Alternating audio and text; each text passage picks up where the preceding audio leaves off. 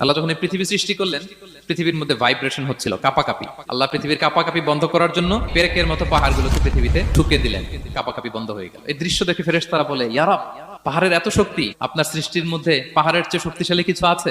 আল্লাহ বললেন আছে। সেটা কি? আল্লাহ বললেন সেটা লোহা, কারণ লোহা দিয়ে পাহাড় কাটা যায়, ঠিক কিনা? লোহার কথা শুনে ফেরেশতারা অবাক। ফেরেশতারা প্রশ্ন, তাহলে আপনার সৃষ্টির মধ্যে লোহার চেয়ে শক্তিশালী কিছু আছে? আল্লাহ বললেন আছে। কি সেটা? আন্নার, আগুন।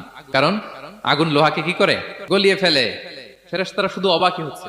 ফেরেশতারা বলে, আগুনের চেয়ে শক্তিশালী কিছু আছে? আল্লাহ বলে আছে, আলমা, পানি। কারণ আগুনে দাউ দাউ করে জ্বলে ওঠা আগুনের মধ্যে পানি দিলে আগুন অস্তিত্ব হারায়।